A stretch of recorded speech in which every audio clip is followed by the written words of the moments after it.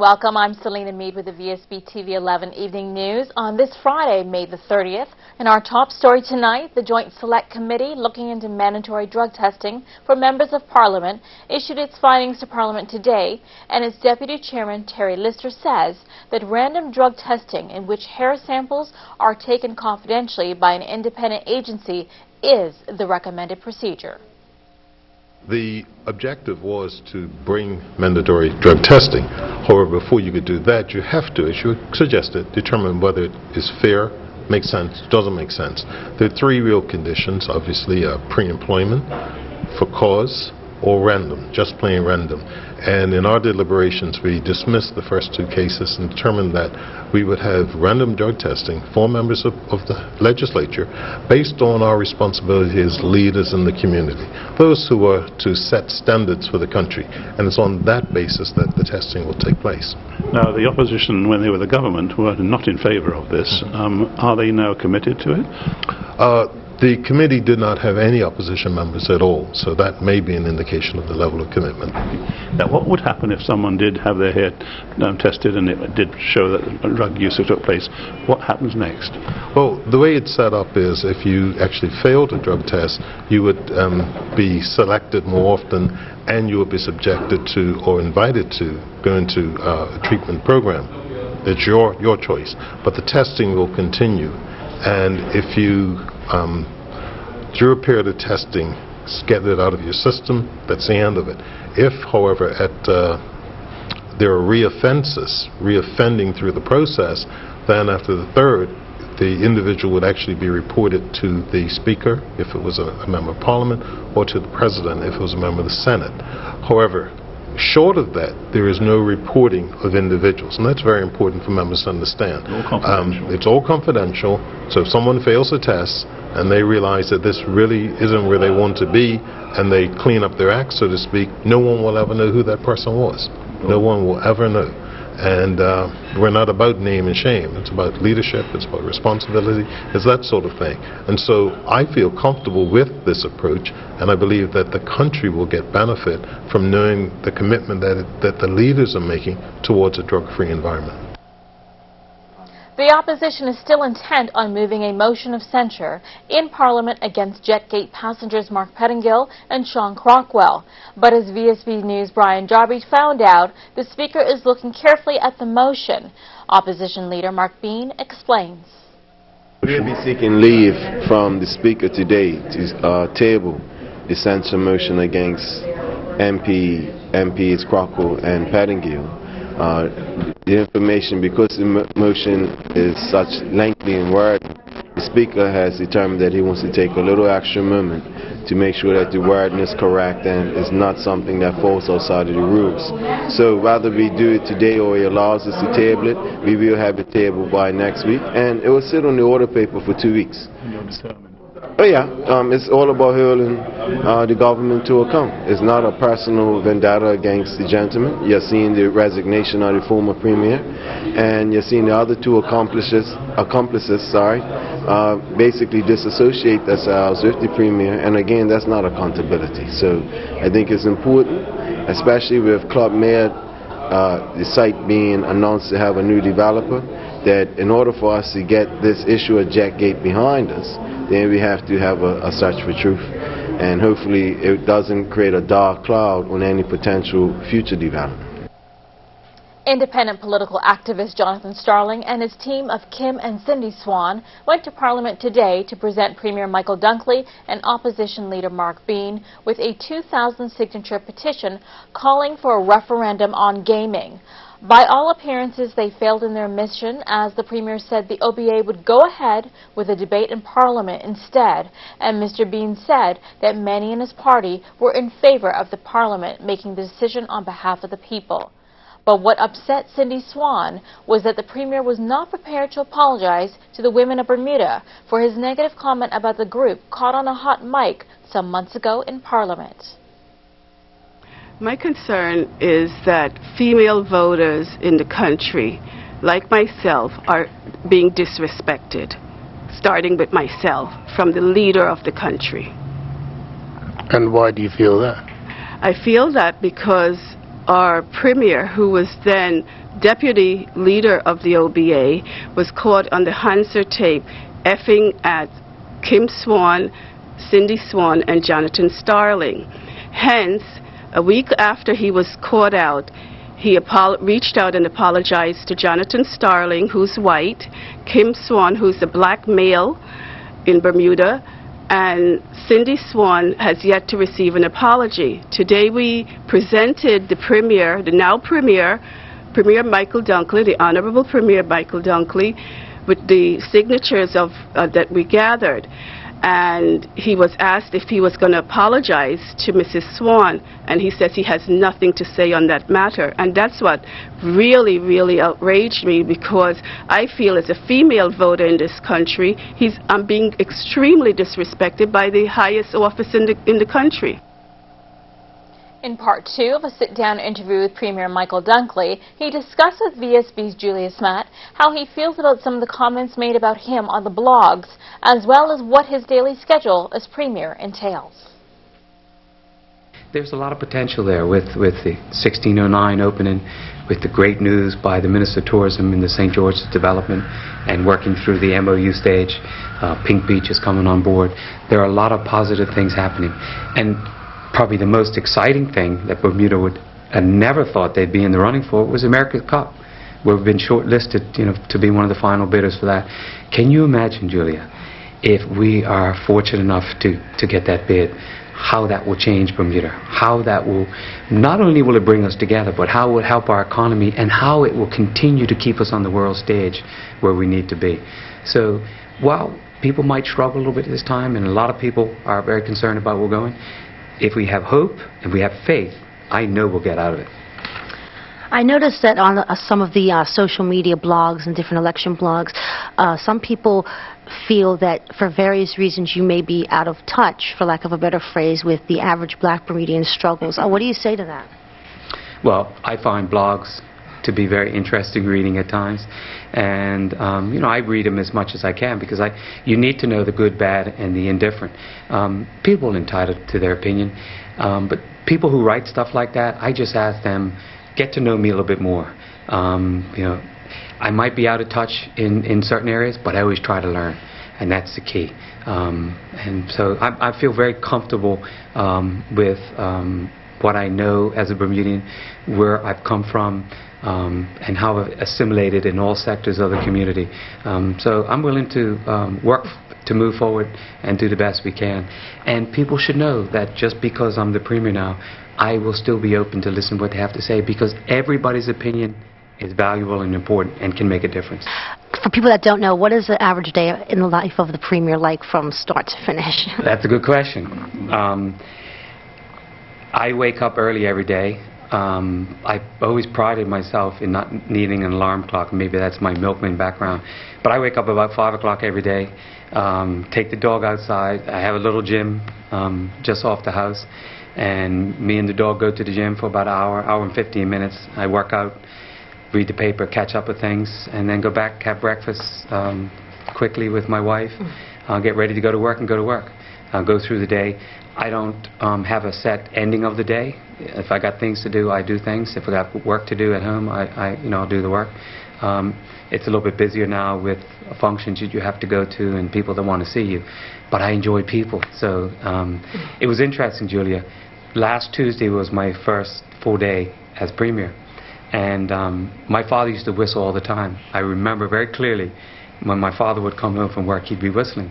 And I don't whistle much. My brother whistles a bit more than me. But I got out of my car at home. I walked in the house, and I was whistling. So I stopped and I thought to myself, I said, you know what? We're going to be all right.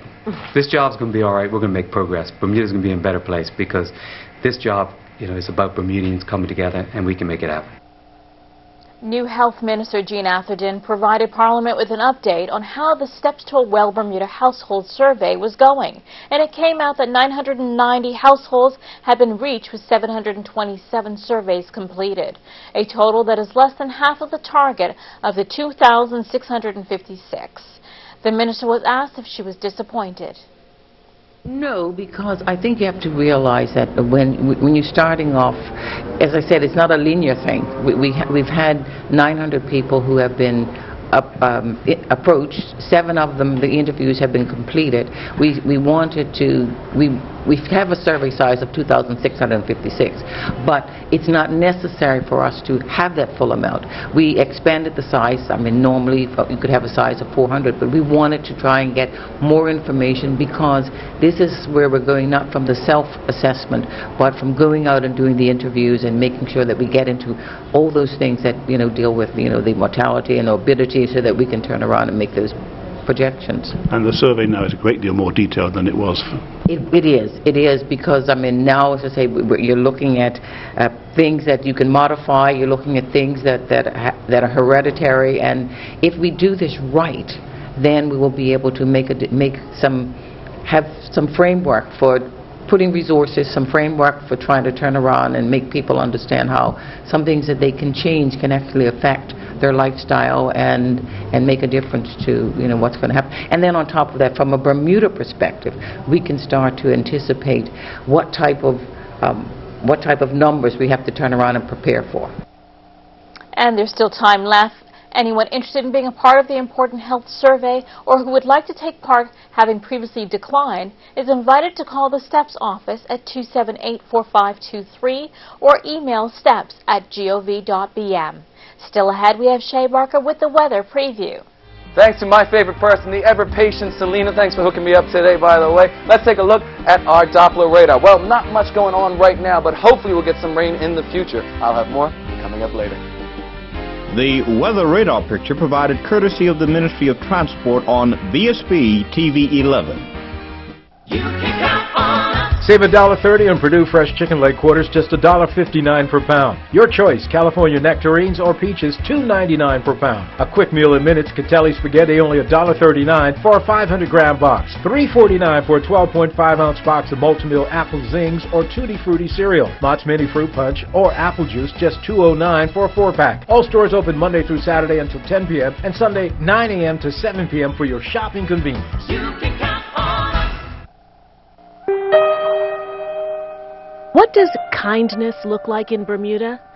Sally has gone to school again today without breakfast. Lorraine has to make the choice between medication and paying her electric bill. And Ian, he's a parent overwhelmed and on the verge of letting his family down. So, what does kindness look like? Like this, Neighbors Helping Neighbors, offering a hand up to people with short-term financial challenges. People like Sally, Lorraine, and Ian, all helped by 3 local organizations: the Coalition for the Protection of Children, the Family Center, and Age Concern. So stop and think about what kindness means to you, and donate to each charity online or in person at Belco headquarters. Neighbors Helping Neighbors, fostering the spirit of giving in Bermuda. Promotional consideration sponsored by Belco. Now at Big Savings Zone, there's the Kids Zone. See the latest bedroom ideas for tots to teens. There's a large selection of beds, bedding, all kind of furniture designed especially in mind for your child. And see the array of accessories for all ages. Big Savings Zone is the home of Ashley Furniture and Serta Mattresses in Bermuda. And the Kids Zone is only at Big Savings Zone, at the end of Stocks Road, St. David's. I just downloaded the Layer app for the Bermuda Sun, and it is so cool. You can find so many new videos, and you can watch sports and news and pictures and everything. You have to download it. It's really neat. All you have to do is put your phone over the image, and the image comes to life. You have a full video of everything. It's really, really neat. Yes, I just downloaded the Layer, and it works pretty good. I think it's great. I've never seen anything like it. It was unbelievable. Yes, I tried the app this morning, and I think it's great.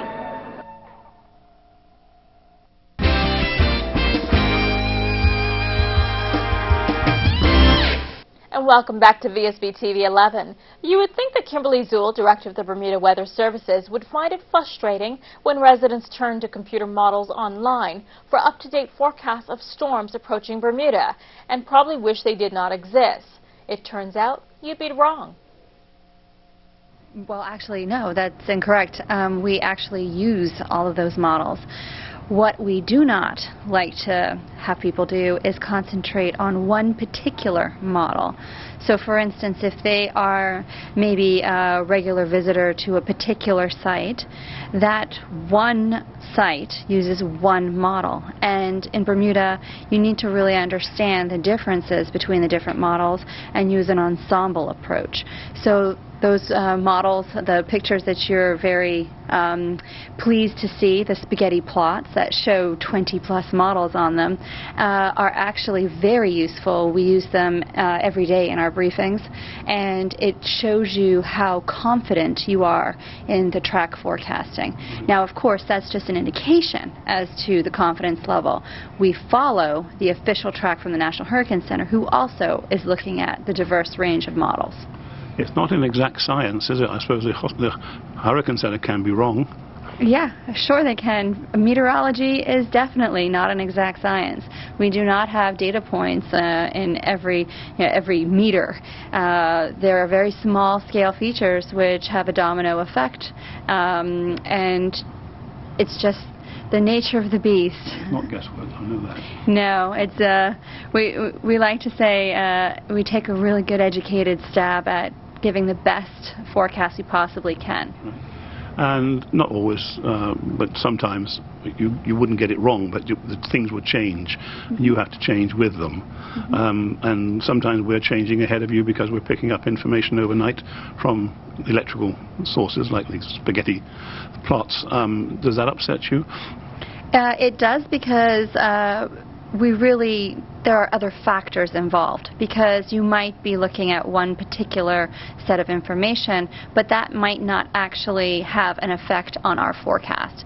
And if you highlight that particular thing, then it takes away from the message of the official forecast. So we always like to encourage people to understand that when there is a change, we're going to put that change in our forecast immediately. You know, we're not going to wait for the next official update. As soon as our sensors are showing something that is a little amiss to maybe what the National Hurricane Center is showing, then we will update our forecast. Just think, a mere $25 can educate one child in Mozambique for 1 year. That is also the cost of a ticket to Sunday's afternoon's performance of Climbing Jacob's Ladder, which will be held at St. Paul's Church in Paget. The chair of Transforming Lives Fighting Poverty charity, Joan Simmons, says the proceeds will help to build a school to transform the lives of children in Nhanizawa, Mozambique. The area where we are building the school, there are hundreds of children who are not in school. And when we build that school will be able to educate grades 1, 2, and 3. School will start at 7 in the morning and finish at 5:30 in the afternoon. A lot of children in that area are not educated. They're 9, 10-year-old. Families have as many as 10 children, and they're running around not in school. Because number one, the school that they can attend is very far, and they have to walk for miles to get to that school. Number two, the parents cannot afford it. It's $20 a year to educate one child. The government will provide the teachers, and they will also provide the textbooks. Now we, the charity, will be responsible for building the building, furnishing the buildings, bathrooms, playground, all that. That's what the charity will be responsible for. How much do you anticipate raising? Well, at the present time, with Mr. Dale Butler and his all-star cast, we are hoping we can raise at least $5,000. So $5,000 US will go a long way in Mozambique. It goes a long, long way. The school buildings will be named after former Premier Dame Jennifer Smith. The play, directed by Dale Butler, will start at 4 p.m.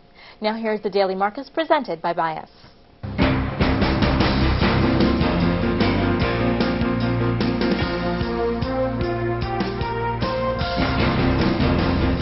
U.S. stocks closed out a fourth straight month of gains as the S&P 500 edged up to another record high after mixed economic data gave investors little incentive to buy equities.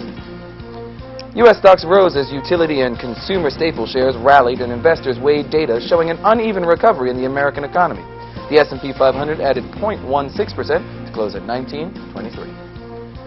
31,652 shares of Bank of Butterfield and 1,400 shares of Summers traded hands today. Bank of Butterfield closed at $1.99 per share, unchanged on the day, while Summers posted a gain of $3.64% to close at $14.25. UK stocks fell, with mining companies dropping the most. The FTSE 100 lost 0.4% to 6,845 at London close, paring its monthly gain to 1%. Most Asian stocks declined, with the Nikkei snapping a 6-day winning streak, its longest since December, as investors pocketed profits before the weekend. The Vsb fell as the Brazilian economy slowed and as a drop in commodities dimmed the outlook for the country's raw material exporters. The Vsb lost 1.62% to close at 51,391. U.S. Treasury yields rose today as signs that the world's largest economy is failing to grow as anticipated led investors to unwind bets for higher borrowing costs. 5-year yields rose 1 basis point to close at 1.54%. The dollar retreated from recent highs against its major peers today as traders braced for next week's meeting of the European Central Bank. And that was a look at today's markets presented by Bias. There's more news after this.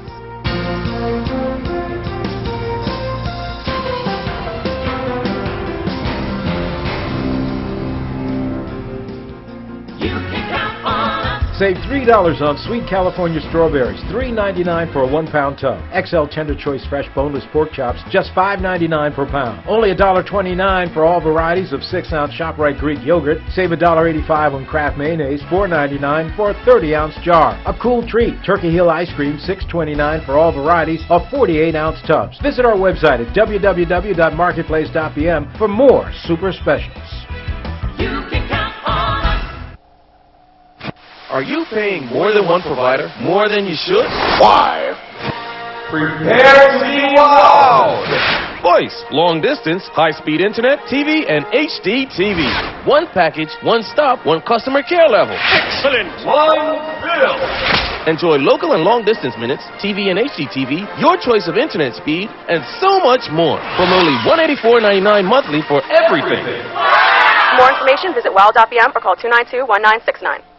If you've been the victim of an uninsured or hit-and-run driver, your medical and other expenses may not be covered by your insurance. The good news is, there is coverage. The Motor Insurers Fund can provide you with compensation to help you through the crisis, whether suffering from physical injury, loss of wages, or extra expense incurred as a result of your injuries. For further information about the Motor Insurers Fund, visit mif.bm or call 505-8555. The Motor Insurers Fund, assurance after the unexpected. Hi, I'm Robert Pearies at the Vasco da Gama Club. Please join me as I host a panel discussion on the Portuguese in Bermuda on Vsb Channel 11. Wednesday, June the 4th and Friday, June the 6th at 9 p.m. and Sunday, June the 8th at 8 p.m. Kindly sponsored by Colonial Insurance, Belco, the power to save, Lindo's, why go anyplace else, by Bermuda Investment Advisory Services, and by Goslings. See you then.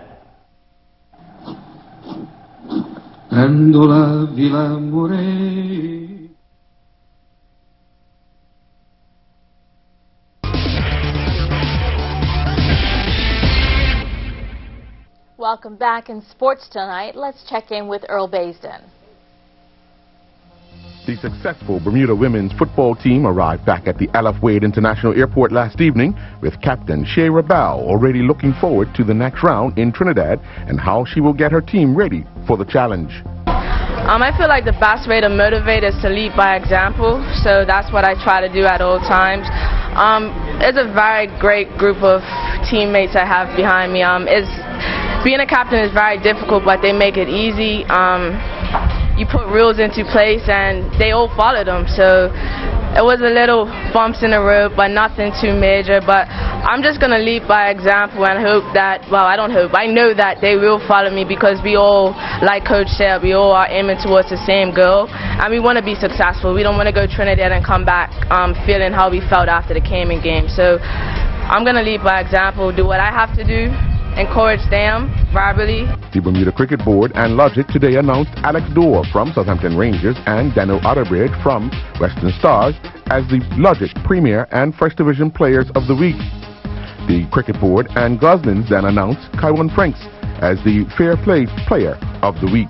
The Saracens rugby team will arrive on the island next week, and Patrick Callow, the Bermuda Rugby Football Union's Youth Development Officer, explains what message the players will bring this year.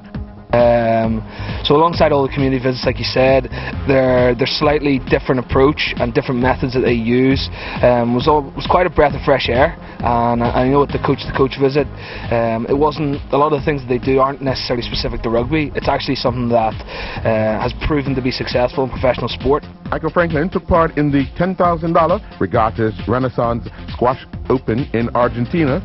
Franklin took on the #1 junior player in the world, Diego Ellis from Peru. Franklin went down in straight sets, 11-3, 11-4, 11-3. The Bermuda Netball Association Summer League season continued at Bernard Park last evening with a double-header that produced 113 goals. The BUT Teachers defeated Social Club Lady Bluebirds 34-25. The PHC Lady Zebras defeated PPSU 32-22.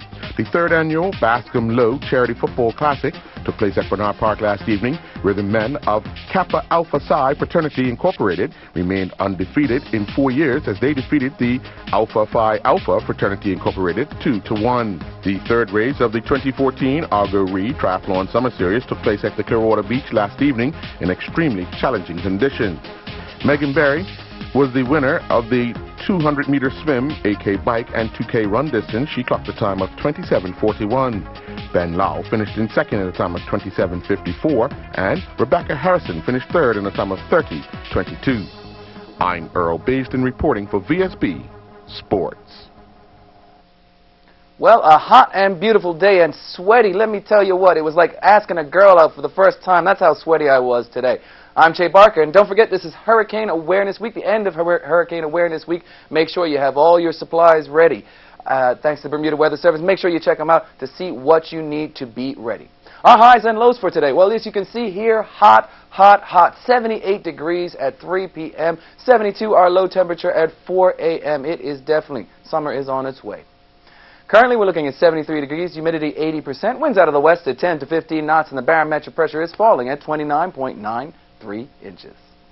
Rainfall for May. Well, not much this month. We're about ½ an inch off of what we normally would have seen. For the month, 2.36 inches. Total, 23.39 inches. Normally, we'd have seen 21.36, and this is really catching up. We could definitely use some rain right now.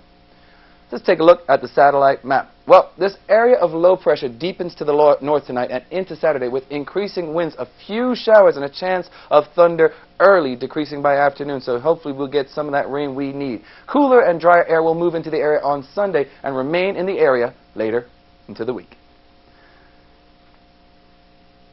In the gateway cities, we're looking at mostly cloudy and 86 in Atlanta. Boston, mostly cloudy and 63. 84 and mostly cloudy in Charlotte. London, partly cloudy and 68. 89 and partly cloudy in Miami. New York, partly cloudy, 71 degrees. 91, hot and partly cloudy in Orlando. Philadelphia, partly cloudy and 75. 68 and sunny in Toronto. And Washington, mostly sunny, high temperature around 79.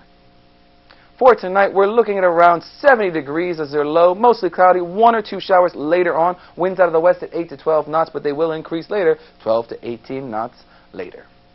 On Saturday, high of around 76, showers, chance of thunder decreasing by afternoon. Normally, I love my weekends, but we could definitely use some rain. Winds out of the west at 18 to 22 knots, so it is pretty gusty. Wind moving to the west-northwest at night, and then decreasing to 14 to 18 knots later on.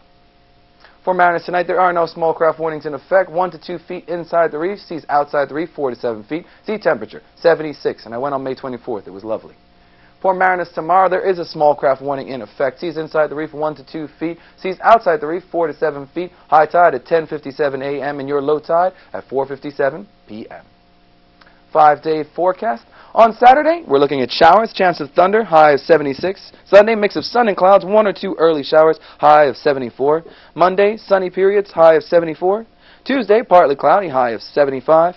And on Wednesday, partly cloudy, high of 73.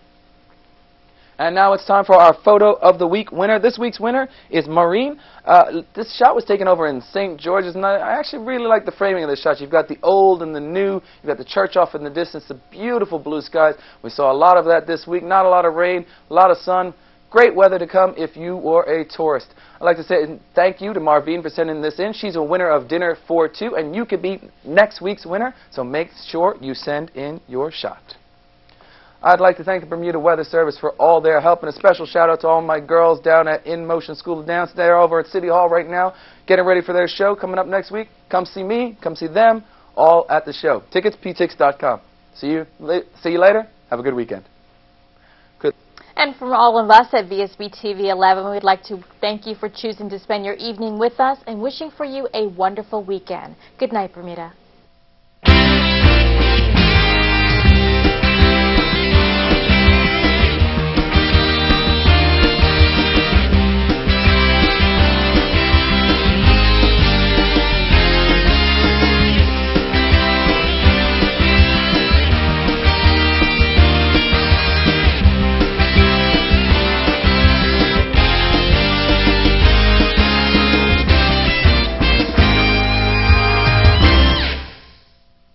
Vsb TV 11, Bermuda.